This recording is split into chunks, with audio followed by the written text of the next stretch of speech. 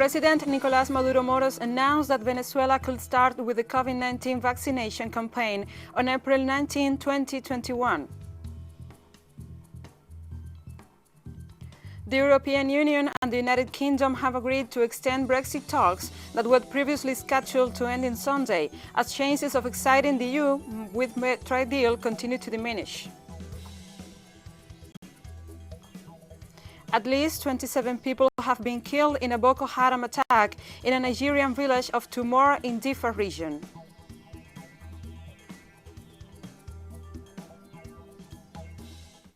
From the headquarters of TeleSUR English in Havana, Cuba, this is From the South. I'm Gladys Quesada.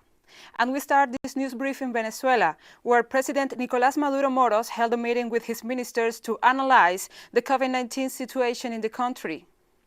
From Miraflores Palace, the president reported that the Caribbean nation has reported 451 new infections in the last 24 hours, bringing the total number of cases to 4,026 active cases since the beginning of the quarantine. The president also announced that the restrictions on international flights due to increased contagion by COVID-19. The president urged law enforcement agencies and citizens to redouble biosafety measures against COVID-19 in order to prevent a new wave of infections.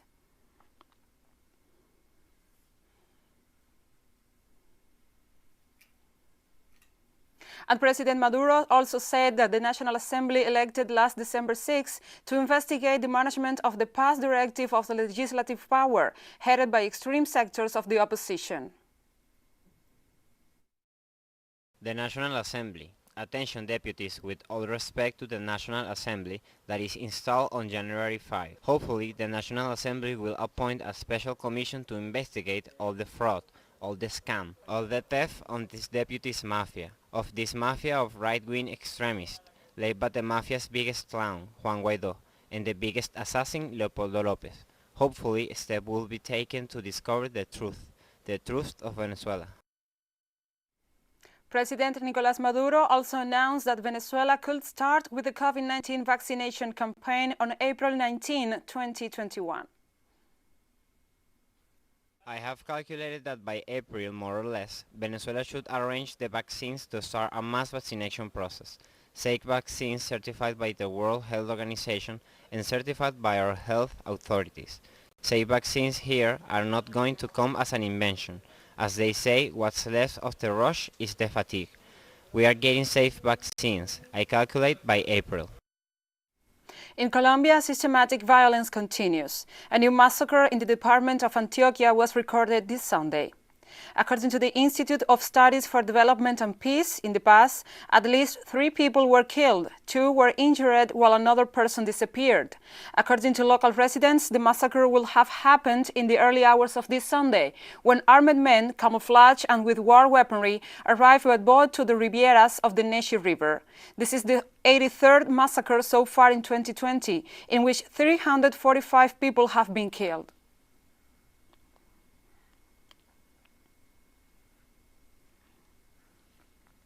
For the first time in decades, Mexico has canceled the Catholic pilgrimage of Virgin of Guadalupe due to the pandemic.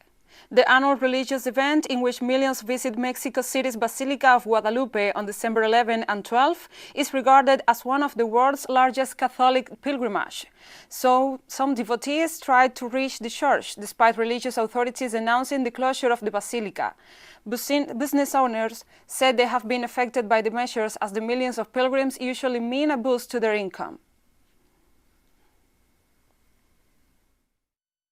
It's empty. Last year there were rivers of people here with their camping tent, people eating at the altar, people from all the world as well as national, and now we don't have anything. I said that we are living happy because we came and had another year sitting here with the Virgin, but we are a little sad because they will not allow us to come inside to her home and visit her, but the good thing is that we came. And a man was shot by police after shots ran out at the end of Christmas choral concert on the steps of Manhattan Cathedral Sunday afternoon. It is unclear if the gunman was killed or if many others were injured. The shooting happened just before 4 p.m. at the Cathedral Church of St. John the Divine, Mother Church of the Episcopal Diocese of New York, and seat of its bishop. The 45-minute concert had just concluded and people were starting to walk away when a series of shots were heard, sending people running down the street screaming.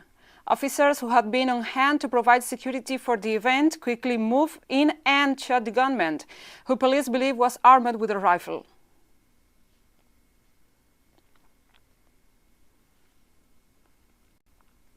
On Sunday, the World Health Organization warned that 1 in 4 healthcare centers around the world have no water supply, exposing health workers and patients to an increased risk of COVID-19 infection. The WHO and the United Nations Children's Fund, UNICEF, in a joint report developed from data from 165 countries, warned that approximately 1.8 billion people are cared for or working in health facilities without basic water services. According to the WHO, the proportion of health professionals infected by COVID-19 is much higher in these places than in the rest. They represent less than 3% of the population, but instead 14% of the cases of contagion found worldwide.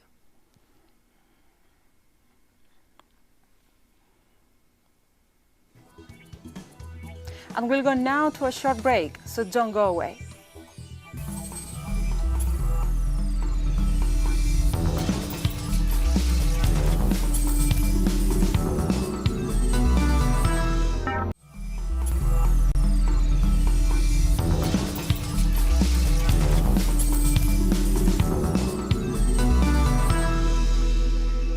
Welcome back to From the South. The European Union and the United Kingdom have agreed to extend Brexit talks that were previously scheduled to end of Sunday as chances of exiting the EU with a trade deal continue to diminish. EU and British leaders said on Sunday they will continue their talks to clinch a post-Brexit trade agreement after the Prime Minister had earlier on hinted a possible deadlock in the negotiations. Boris Johnson said the two sides were still very far apart on some key things, as there were too much at stake to not make the final push. I think that the UK should continue to try. And I think that's what the people of this country would want me to do. We're going to continue to try. And we're going to try with all our hearts, and we'll be as creative as we possibly can. But what we can't do is compromise on that fundamental nature of what Brexit is all about, which is us being able to control our laws, control our fisheries. It's very, very simple. I think our friends get it. And, we remain willing to talk. We'll continue to do so. But in the meantime, let's get ready for the WTO option. And that's what I told the Cabinet. And in the streets of London, residents have expressed concern over uncertainty of the ongoing Brexit talks. Some UK business operators are worried that the increased tariffs on some of their products, such as cheese, will make business unprofitable, while some feel a deal was needed as soon as possible to put an end to the ongoing uncertainty. Johnson and European Commission President Ursula von der Leyen talked for less than an hour on Sunday morning, following intense talks between the two sides overnight. The deal itself will not be any benefit to me. I've lost my right to travel. I've lost everything. So there's literally no benefit to a deal. Maybe for the economy slightly better, but overall I don't think there's any benefit at all. It doesn't matter. We're out. He led us all believe there was a deal to be done, but that's fair. He did say also that let's get Brexit done. So, and I think that's the thing now. I think people are getting absolutely brassed off with it all, and particularly businesses, I believe, that they just need to know, are we in, we're out, but have we got a deal or not? And if not, let's get on and plan for it and try and make the best of it that we can. The deal is... In Italy, new research suggests that the new coronavirus circulated in the European country 3 months before the first official clinical case was registered. Medical specialists found the new evidence through the retrospective diagnosis of a 4-year-old boy who entered the health center with the different symptoms of the virus. Studies also confirmed traces of the new coronavirus in the country's wastewater in December of last year. A 4-year-old boy from the Milan area was presented to the hospital with symptoms such as breathing difficulties and a rash at the end of November. Neither the boy nor his family had traveled overseas in the week before, so it was a local case. He was infected in the region of Lombardy. And anti-government protesters in Poland have gathered in Warsaw to mark the anniversary of the communist-era martial law crackdown. Protesters marched towards the home of Jaroslaw Kaczynski, the head of the ruling Law and the Justice Party, and understood to be the country's de facto leader, even though he is only a deputy prime minister. Many polls accuse the country's right-wing government of acting more and more like the authoritarian regime of the communist era. The march was organized by the Women's Strike, a group behind a string of mass nationwide protests since the October 22nd abortion ruling.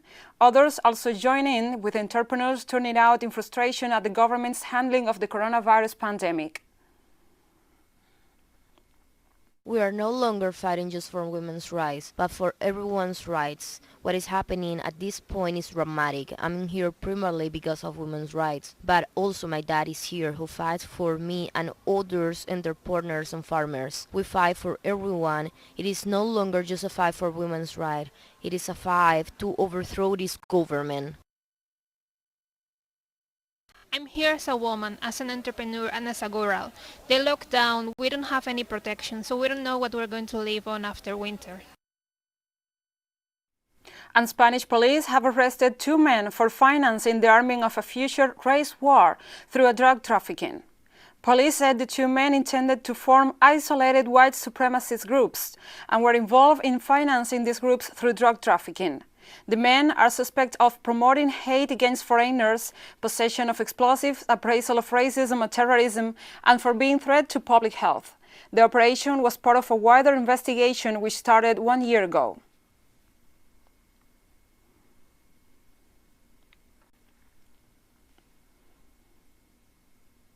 And British spy thriller author John le Carr have died on the age of 89.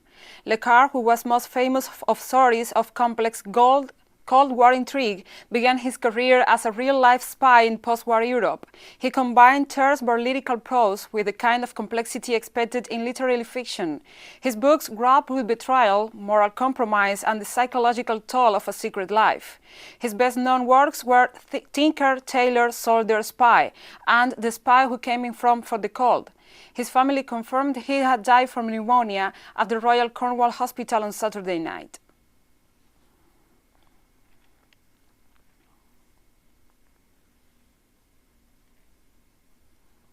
And we have more news coming up after this final short break, so stay with us.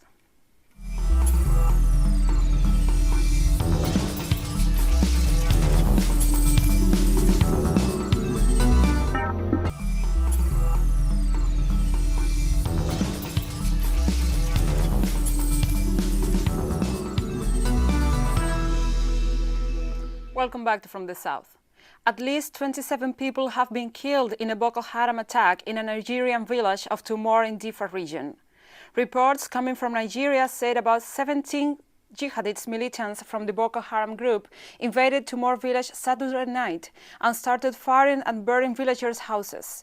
Several other people are reported to have been wounded and others are still missing. The attack came hours before municipal and regional elections were ahead across the country. Our place has been abandoned by the local government. So far, it is not a peaceful place. Boko Haram has unnerved us. We ask the government to take us back to our father's land. We are tired of being displaced to Difa in the Republic of Niger. We have problems. We are in trouble. We are worried about hunger. There is no agriculture for our people, no trade. We cannot do anything. Algeria's President Abdelhamid Tebboune has announced he is recovering from the Covid-19 illness. The president broke the news in his first televised appearance since he was hospitalized in Germany 2 months ago. Today, thanks to God and to the doctors of the military hospital, as well as the German doctors, I have started on the road to recovery. It may take 2 or 3 weeks, but God willing, I will recover all my bodily strength.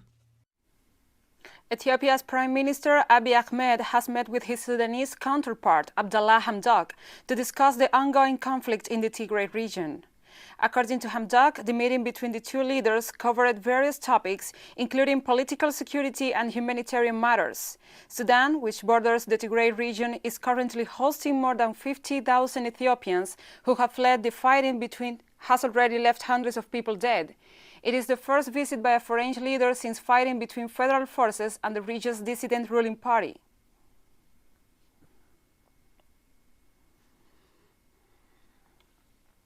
Morocco has joined other Arab states to normalize relations with Israel under a deal pushed by the outgoing U.S. President Donald Trump.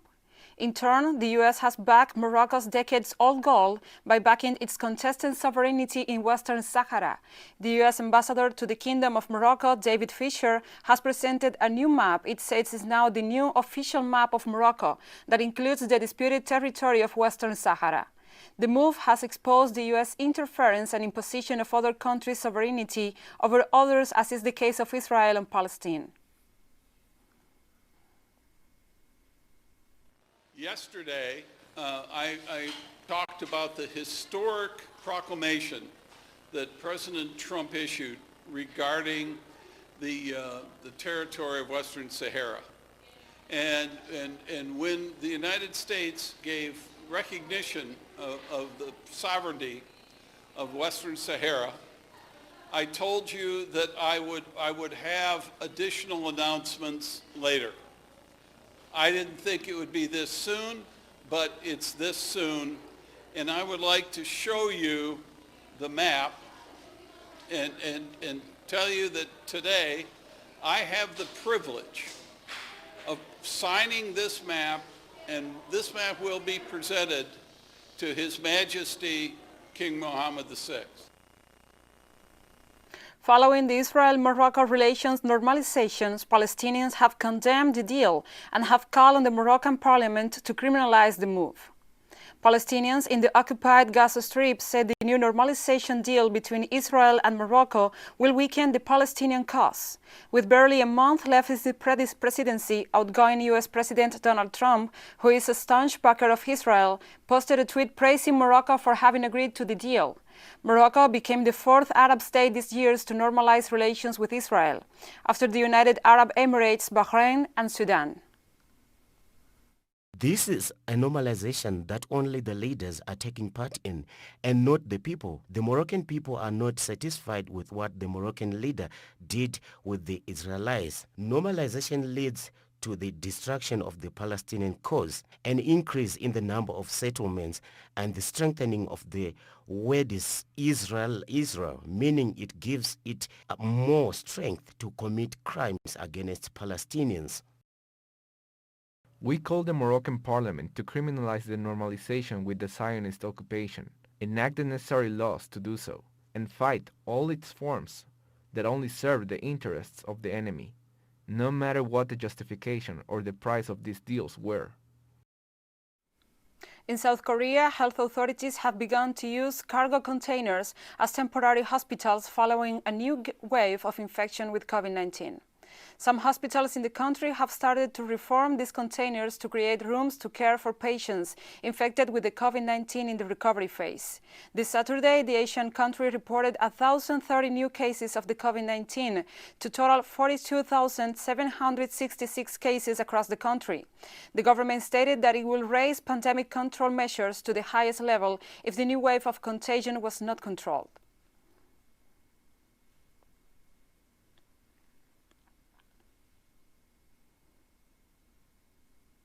The Chinese Army has commemorated the National Memorial Day for Nanjing Massacre.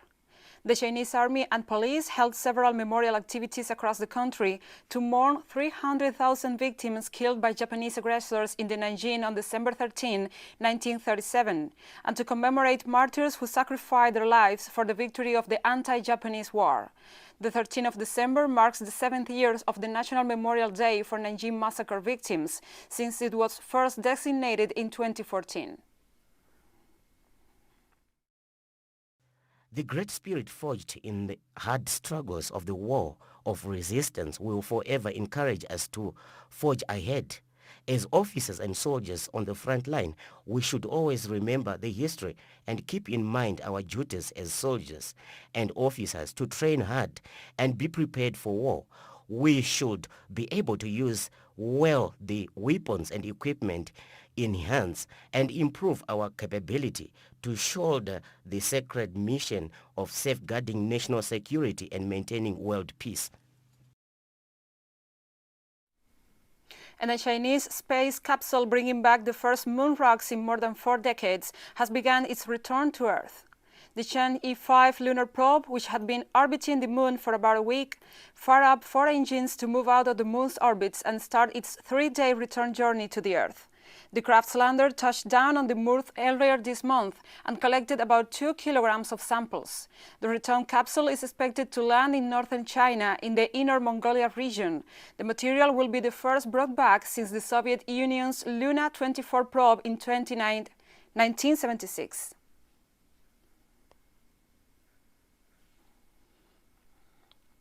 And we have come to the end of this news brief. But remember, you can find this and many other stories on our website at telesurenglish.net. Also, if you feel so inclined, please join us on social media, Facebook, Twitter, and Instagram. For TeleSUR English, I'm Gladys Quesada. Thank you for watching.